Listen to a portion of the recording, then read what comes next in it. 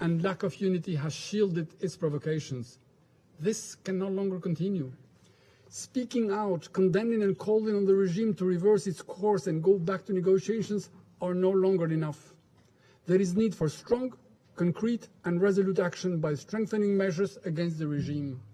Otherwise, everything indicates that if we stay idle, we only provide the regime with more opportunities to continue to starve its people, only to satisfy its appetite for more weapons and threatening the world. Madam President, it is therefore of paramount importance for DPRK to return to the self-moratorium of 2018 on ICBM launches, as well as to meaningful dialogue without preconditions, so that the full, comprehensive and irreversible denuclearization of the Korean Peninsula remains not simply a call, not simply a wish, but becomes a reality as foreseen in the UN Security Council resolutions. And I thank you. I thank the representative of Albania for their statement, and I now give the floor to the representative of Ireland. Thank you, Madam President. Thank you, Assistant Secretary Chiari, for your very useful briefing. Ireland condemns the recent missile launches by the DPRK. The intense and escalatory series of launches over the last 6 months, including ICBM launches, in violation of Council resolutions, are a matter of deepest concern and must be brought to an end. The DPRK's actions serve only to raise tensions, threatening the peace and stability of the Korean Peninsula and the wider region. They also risk undermining the global non-proliferation architecture. Since the Council last met on this issue, the DPRK has conducted 3 launches and restated its aim of enhancing the efficiency in the operation of its tactical nukes, while President Kim Jong-un has declared DPRK's resolve to further build up the nuclear combat forces of the DPRK. At the same time, the DPRK continued its nuclear activities at both Yongbyon with the production of further stocks of fissile material and at other sites related to the nuclear program. This is wholly unacceptable. It directly contravenes the express concerns of the international community and the decisions of this Council. This Council has been silent too long. In this regard, the ongoing work towards a possible Council resolution is welcome and necessary. The Council must be united, strong and determined in answering the DPRK's actions. Madam President, there can only be a diplomatic and peaceful resolution to the issues on the Korean Peninsula. The DPRK must understand that and take up, in good faith, offers of dialogue by the United States and the Republic of Korea without preconditions. The DPRK must meet its obligations as set out by Security Council resolutions to abandon its ballistic missiles programs and its nuclear and other WMD programs in a complete, verifiable and irreversible manner. It must resume its obligations under the NPT and IAEA safeguards and sign and ratify the Comprehensive Nuclear Test Ban Treaty. Until the DPRK takes meaningful steps to fulfil its obligations, Council resolutions and the 1718 sanctions regime must be fully and effectively enforced.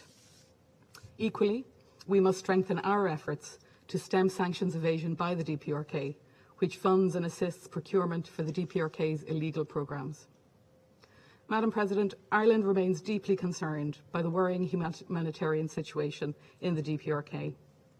We again urge the DPRK to allow access for UN and other humanitarian actors to assess needs and provide appropriate assistance in the country. The 1718 Committee, in providing expedited exemptions, has sought to ensure that necessary humanitarian assistance reaches the DPRK. The DPRK itself, however, must recognise that prioritising its illegal military programmes over the livelihoods, well-being and rights of its citizens has had disastrous consequences for its own people. It is time for this to end. The Council has made clear the necessary steps. It is for the DPRK to act on them. Thank you. I thank the representative of Ireland for their statement, and I now give the floor to the representative of Kenya. Thank you. Thank you, Madam President. I thank ASG Chiari for his briefing and welcome the participation of the Republic of Korea and Japan. Once again, Madam President, we wish to express our deep concern over the steadily escalating situation in the Korean Peninsula. This year alone, the Democratic People's Republic of Korea has carried out 15 test launches of missiles using ballistic technology, a clear violation of the relevant United Nations Security Council's resolutions. In addition, there have been disconcerting reports attributed to DPRK state media of a determination by the country to develop their nuclear weapons in the shortest possible time. These incessant provocative acts are driving the region into an arms race which attendant destabilization effects and grave implications for global peace and security. Madam President, given the obtaining situation, any miscalculation could plunge the Korean Peninsula into unspeakable turmoil. The resultant global socioeconomic and security repercussions would be too grave to contemplate, particularly for the Global South. In view of this, Kenya reiterates its call for halting of any further provocative acts in the Korean Peninsula. We urge the DPRK to recommit to the Non-Proliferation of Nuclear Weapons Treaty, IAEA safeguards, and relevant resolutions of the Security Council. We reiterate that the only acceptable path is genuine dialogue without preconditions.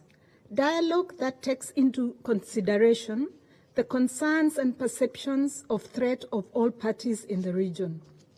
In this regard, Kenya urges the international community, particularly states with influence, on both sides to help restart diplomatic efforts. It is disturbing that the provocations are happening against a backdrop of deteriorating humanitarian situation, with the DPRK experiencing the second worst drought in 40 years. We encourage the DPRK to prioritize the needs of its people over militarization. Meanwhile, all other concerned parties should spare a thought for the humanitarian plight of approximately 11 million DPRK citizens in need. They should endeavor to ensure that any actions they take do not unnecessarily worsen the suffering of the innocent people of DPRK. I thank you, Madam President. I thank the representative of Kenya for her statement, and I now give the floor to the United Arab Emirates. سيدة الرئيسة، أشكر الأمين العام المساعد السيد خالد خياري على إحاطته القيمة، كما أرحب بمشاركة كل من جمهورية كوريا واليابان في الاجتماع.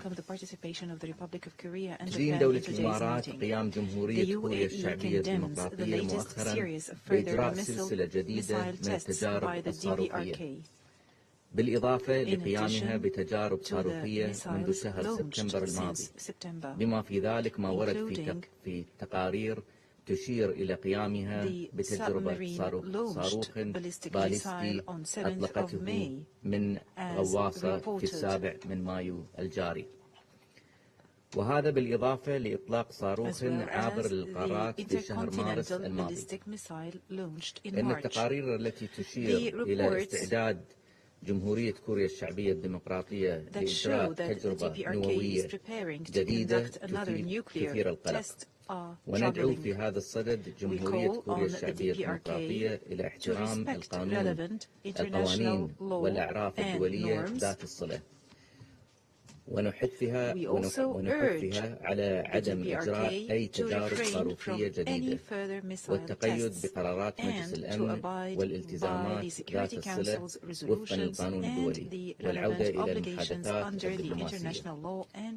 سيد الرئيسة، يتعين على مجلس الأمن أن يبذل قصارى جهوده لتفادي حدوث المزيد من التدهور في الأوضاع الأمنية في شبه الجزيرة الكورية، ولتجنب إلحاق ضرر أكبر في برنامج عدم الانتشار العالمي.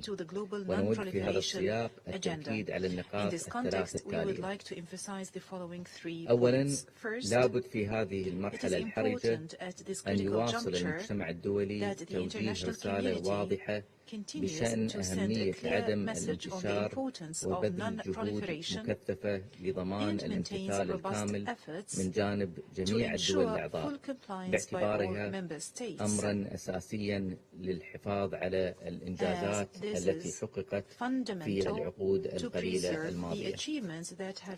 ثانيا، في ظل وجود مخاوف حيال الضرر المحتمل وقوعه على التنمية في جمهورية كوريا الشعبية الديمقراطية بسبب إجراءات المجلس بما في ذلك العقوبات وتأثيرها أيضا على استقرار المنطقة، تؤكد دولة الإمارات على استعدادها للعمل مع أعضاء المجلس وباقي الدول الأعضاء بما في ذلك الدول المجاورة لجمهورية كوريا الشعبية الديمقراطية لمعالجة الشواغل الإنسانية مع ضمان تنفيذ المجلس لمسؤولياته المتعلقة بالحفاظ على السلم والأمن الدوليين. ونناشد في هذا السياق جمهورية كوريا الشعبية الديمقراطية باستئناف الحوار مع الأطراف المعنية، حيث تستفيد جمهورية كوريا الشعبية الديمقراطية وشعبها من عوائد اقتصادية وتنموية عديدة في حال انخراطها في عملية فعالية لنزع السلاح النووي.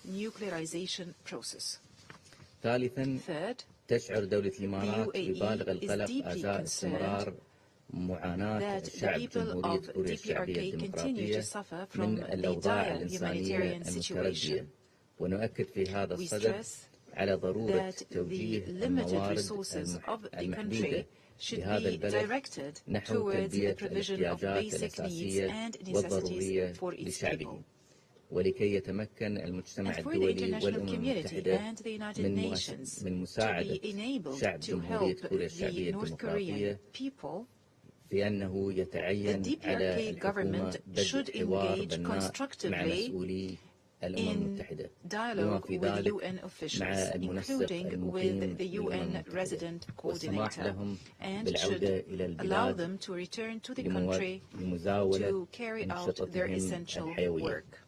وختاما، تشدد بلادي على أن الامتثال للعقوبات والتنفيذ الكامل لقرارات مجلس الأمن من قبل كافة الدول الأعضاء يظل ركيزة أساسية لصون الأمن والسلم الدوليين. وشكرا السيدة الرئيسة. I thank the representative of the United Arab Emirates, and I now give the floor to the United Kingdom. Thank you, Madam President, and I thank Assistant Secretary General Chiari for his briefing. And once again, this Council is meeting to condemn ballistic missile launches by North Korea. This year alone, as we've heard, North Korea has launched 17 ballistic missiles, each in violation of UN Security Council resolutions.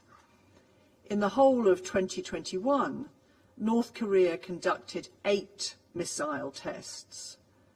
So let's make no mistake about the escalation in tempo and missile capability that these 17 launches represent.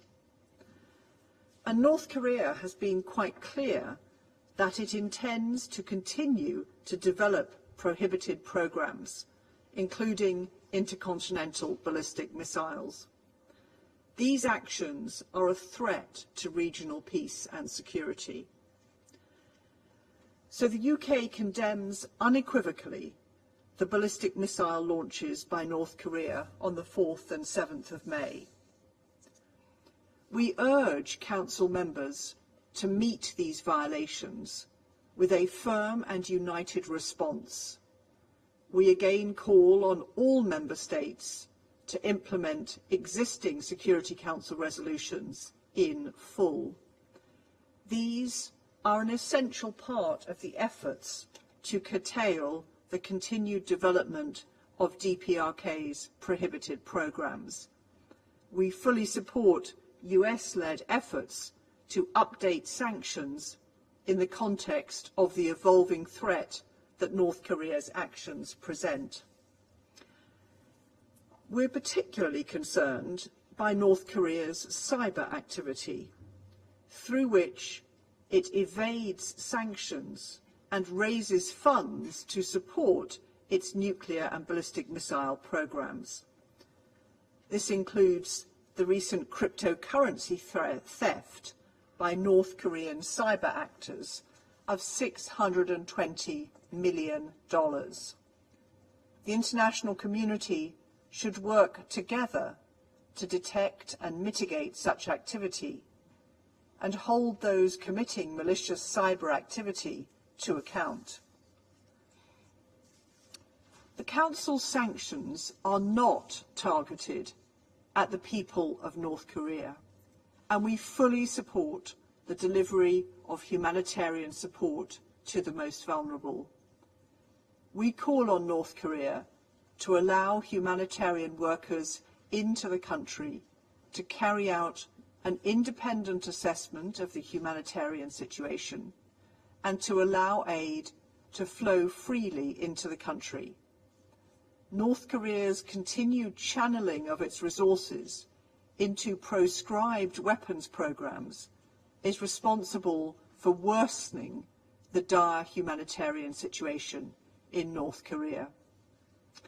Madam President, we reaffirm our full commitment to non-proliferation obligations, and we call on North Korea to refrain from further provocations, to engage meaningfully in dialogue with the United States, and to take concrete steps towards denuclearization in a complete, verifiable, and irreversible manner. And I thank you. I thank the representative of the United Kingdom for their statement, and I now give the floor to the representative of Mexico. Thank you very much, Madam President.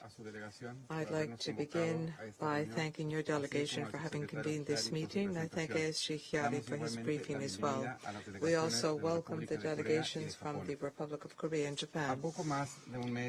Just a little over a month ago, we met in this same room because of the launching of an ICBM by the DPRK. And we express our deep concern about the recent ballistic launchings, the most recent on the 7th of May.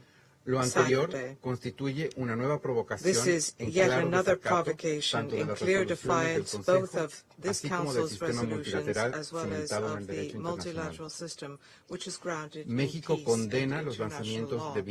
Mexico condemns the missile launches which flout the decisions of the Security Council, as well as the statements about possible use of nuclear weapons. The constant missile launches, in addition to progress on the nuclear military program with clear offensive intentions, undermine multilateral efforts to promote an environment of stability and cooperation in Northeast Asia. Madam President, given the refusal to suspend the development of a missile system and a possible resumption of on-site nuclear testing, it is urgent for this Council to speak out with one voice against any action which threatens international peace and security. The current international context clearly shows the need for those players with influence, in particular the members of this Council, to spare no efforts which are aimed at diffusing tensions, including the various formats available through the multilateral system. I would conclude by recalling that the threat to use nuclear weapons exponentially increases the risks for accidents or errors in calculation and could lead to proliferation. For that reason, we reiterate our appeal for maximum restraint, and we insist on the need for dialogue with the DPRK, which could lead to complete, verifiable, and irreversible denuclearization of the Korean Peninsula. Similarly, we underscore once again the imperative objective which we cannot nor must we lose sight of, and that is a world free from nuclear weapons and other weapons of mass destruction. Thank you. I thank the representative of Mexico for their statement, and I now give the floor to the representative of Brazil. Thank you very much, Madam President. Madam President, let me begin by thanking ASG Chiari for his briefing. On April 17th, North Korean state media announced the test of an, I quote, a new type of tactical guided weapon, end quote. In the same communique, the official news agency praised the said weapon for drastically improving the firepower of the frontline long-range artillery units of the DPRK and for enhancing the efficiency in the operation of tactical nukes, thus attaining the core goals of securing the war deterrent set at the 8th Party Congress. A week later, during a parade to celebrate the 90th anniversary of the Korean People's Revolutionary Army, the North Korean leadership declared that the DPRK's nuclear weapons, and I quote, can never be confined to the single mission of war deterrence if there is a perceived threat against their homeland. After that statement, ballistic missiles were launched on May 4th and May 7th. The DPRK's message to the international community could not be clearer. At the 8th Congress of the Workers' Party of Korea, the North Korean leadership had already announced its intentions to develop ultra-modern tactical nuclear weapons, hypersonic gliding flight warheads, and multi-warhead missiles. Their accomplishments and their pronouncement throughout this year have only confirmed what had already been said, but we perhaps did not want to listen. If we as a council had listened to the message that the DPRK has delivered time and again, we most certainly would not have been able to respond. This council's silence in the face of successive violations of its resolutions is deafening. Madam President, it is needless to say that Brazil condemns yet another launch of a ballistic missile by the DPRK. I have lost count of how many times my delegation has said that in the few months that we have been on the Council. All members of this Council, and I repeat, all members of this Council have individually condemned North Korea's violations. But none of those individual condemnations matter if the United Nations Security Council cannot speak as one single voice. It is high time the Council adopted strong and unified action in response to the DPRK's provocations. Keeping our silence in the face of so much noise only reinforces the arguments of those who accuse this Council of no longer being able to carry out the tasks entrusted upon it. Silence in the current situation means irrelevance, and the body who bears the primary responsibility under the UN Charter for the maintenance of international peace and security cannot afford to seem irrelevant. I thank you, Madam President. I thank the representative of Brazil for their statement, and I now give the floor to the representative of India. Madam President, I thank you for convening this meeting today. I thank the ASG Khaled Chiari for his briefing on the latest developments in the DPRK, and welcome the participation of the representatives of Japan and the ROK in today's meeting. India has noted the reports of missile launches by the DPRK, including the latest one on 7th May. This comes on the heels of the launch of the intercontinental ballistic missile by the DPRK in March and other successive launches. Madam President, these launches constitute a violation of the resolutions of the Security Council relating to the DPRK. They affect the peace and security of the region and beyond. We call for full implementation of the Security Council resolutions related to the DPRK. India also believes that there is a pressing need to address the proliferation of nuclear and missile technologies related to the DPRK in our region. These linkages have an adverse impact on peace and security in the region, including on India. Let me reiterate our consistent position here that India supports dialogue as the means to resolve the issues in the Korean Peninsula. We also reiterate our continued support to denuclearization towards peace and security in the Korean Peninsula. This Council has met several times since the beginning of the year to discuss the series of missile launches by the DPRK. In this context, we have earlier urged a report of the panel of experts on these launches in the context of the Security Council resolutions. We still await such a report as early as possible. I thank you, Madam President. I thank the representative of India for their statement, and I now give the floor to the representative of Ghana. Thank you very much, Madam President, for giving me the floor, and also for convening this open meeting on the DPRK. I also thank ASG Khaled Mohammed Kiari for his briefing to the Council. While the Council's attention has been focused elsewhere in recent weeks, the DPRK has significantly increased the frequency and types of missiles being launched. Last Saturday's launch was the 15th this year alone.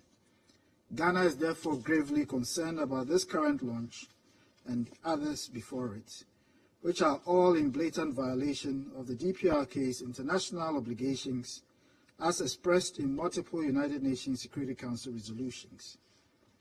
The reported intentions of the DPRK to accelerate the development of its nuclear capabilities at, quote, the highest possible pace, unquote, as well as its threat to use nuclear weapons if its national interest is threatened, are extremely worrying and goes contrary to its obligations under the Nuclear Non-Proliferation Treaty and the principles of the Charter of the United Nations, which enjoin all member states to be peace-loving. The implications of this new development for international peace and security, including for the DPRK's immediate neighbors, are most grave, and the Council must therefore acknowledge this fact and act in a united manner to call on the DPRK to take concrete, immediate and urgent steps to de-escalate the tensions on the Korean Peninsula. Madam President, Ghana reiterates its call for the resumption of constructive and credible dialogue between the relevant parties and the DPRK to find an enduring, comprehensive and peaceful solution to the issues on the Korean Peninsula, and in a manner that recognizes the regional and global security concerns as well as those of the parties. In this regard, we encourage the United States to sustain its offer of dialogue with the DPRK without preconditions and in a manner that is clear to the DPRK, and urge the DPRK to accept the offer in good faith and in support of the cause for peace. It is worth noting that while tensions on the Korean Peninsula are high, the humanitarian situation at DPRK continues to be dire.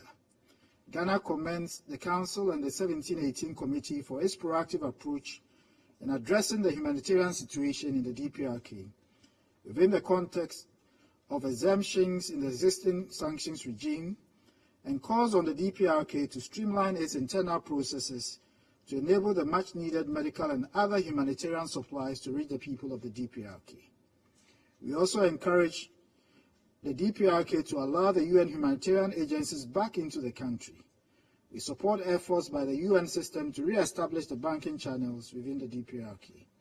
We hope that this Council and other relevant parties will be able to act in a manner that preserves the peace, while at the same time ensuring that humanitarian needs of the people of the DPRK are addressed. I thank you for your attention. I thank the representative of Ghana for their statement. I now give the floor to the representative of France. Madame la Présidente, President, je remercie M. Chiari pour son exposé. La France condamne avec la plus grande fermeté le tir d'un missile balistique mer-sol effectué par la Corée du Nord le 7 mai. Cet essai, le 15e depuis le début de l'année, représente une menace à la paix et à la sécurité internationale.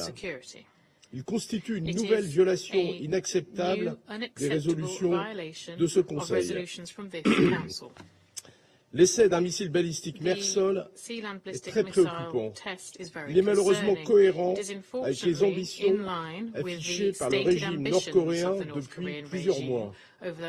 Nous savons que la Corée du Nord cherche à acquérir une composante océanique crédible à même de lui assurer une capacité de seconde frappe. Pour ce faire, elle développe des sous-marins plus modernes, mène des recherches sur la propulsion nucléaire et diversifie ses vecteurs.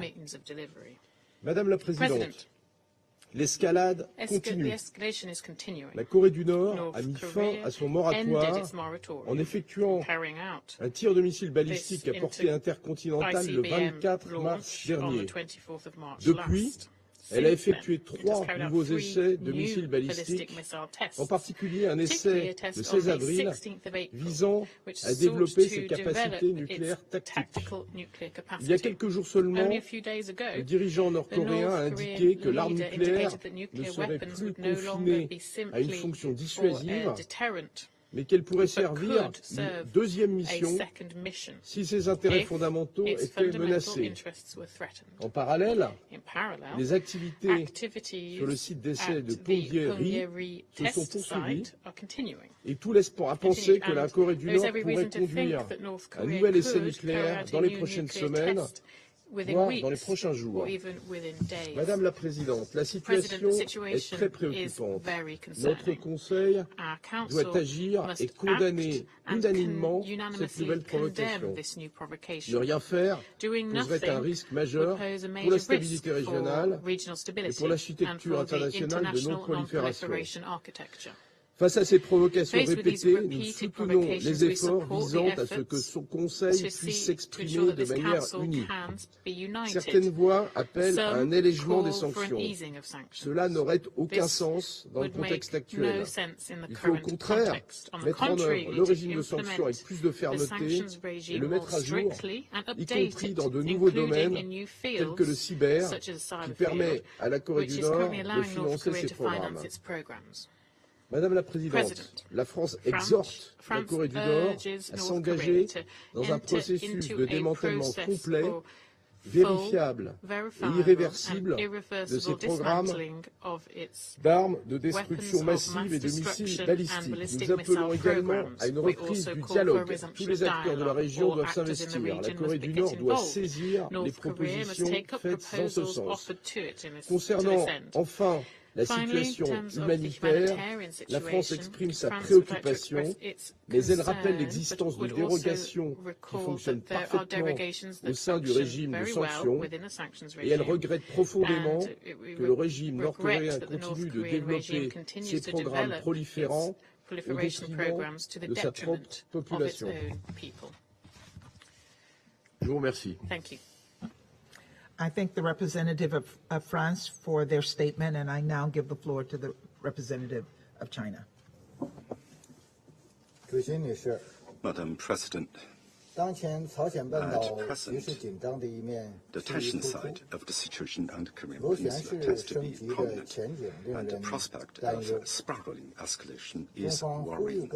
China calls on all parties to maintain calm and restraint, adhere to the right direction of dialogue and consultation, and avoid any action that may aggravate tensions and lead to miscalculation. We sincerely support the improvement of relations between DPRK and ROK and the promotion of reconciliation and cooperation, and look forward to the situation on the peninsula moving towards détente and positive development. Madam President, the issue of the Korean Peninsula should be looked at historically and comprehensively so as to understand the causes and consequences of the matter at hand. After 2018, there had been a general de-escalation of the situation on the peninsula. The DPRK took a series of measures to denuclearize and de-escalate the situation. The leaders of the DPRK and the US met face-to-face in Singapore and reached an important consensus on establishing a new type of DPRK-US relations, building the peace mechanism on the peninsula and advancing the denuclearization process on the peninsula. Regrettably, the US side later reneged on its position and did not reciprocate the DPRK's positive initiatives in accordance with the action for action principle, leading to an intractable impasse in the DPRK-US dialogue, adding to the mutual distrust between the two countries and stalling the denuclearization process on the peninsula. Dialogue and consultation is the only correct way to resolve the peninsula issue. The US is a direct party to the peninsula issue and holds the key to breaking the deadlock. As such, they should take concrete actions to respond positively to the reasonable concerns of the DPRK side and create conditions for an early resumption of dialogue. Although the US side verbally claims to be willing to engage in unconditional dialogue, when it comes to actions, it is continuing to tighten sanctions and exert pressure. This is clearly not constructive. The new draft resolution proposed by the US, evoking Chapter 7 of the Charter of the United Nations, is centered on furthering sanctions, which is not an appropriate way to address the current situation on the peninsula. The Security Council over the years has adopted numerous resolutions on the peninsula question, which, while authorizing sanctions, have also stressed the need for a peaceful, political and diplomatic solution to the nuclear issue on the peninsula. All these deserve our equal attention. Sanctions are but a means to an end and should always serve the overall goal of political settlement. Equating sanctions to or replacing diplomatic efforts is completely putting the cart before the horse and will not achieve the desired results. Despite the fact that sanctions have already had an active humanitarian impact and collateral damages to other countries, the countries concerned are still in total denial, which is inconsistent with the conclusions of various international humanitarian agencies and the 1718 Committee's panel of experts. In fact, in response to the latest situation, China and a number of Council members have all put forward reasonable proposals to explore ways to take strong actions on promoting the political solution to the peninsula issue in a way that best garners the consensus of Council members. The draft Security Council resolution tabled by China and Russia is also for this very purpose. Regrettably, the US has turned a blind eye to reasonable proposals of China and other relevant Council members and remains enamored superstitiously of the magic power of sanctions. We trust that if the United States changes its negative attitude, it is possible for Council members to reach a consensus. I hope that the Council members will give serious consideration to the joint Russian-Chinese draft resolution. Madam President, as a close neighbor of the peninsula, China is highly concerned about the situation on the peninsula and has always insisted on maintaining peace and stability on the peninsula, denuclearizing the peninsula, and resolving problems through dialogue and consultation. Advocate with all parties concerned should prioritize the overall peace and stability on the peninsula, adhere to the direction of dialogue and consultation, meet each other halfway, resume meaningful dialogue at an early date, and explore effective ways to resolve each other's legitimate concerns in a balanced manner. China is seriously concerned about some recent negative developments. Some countries are calling for the denuclearization of the DPRK.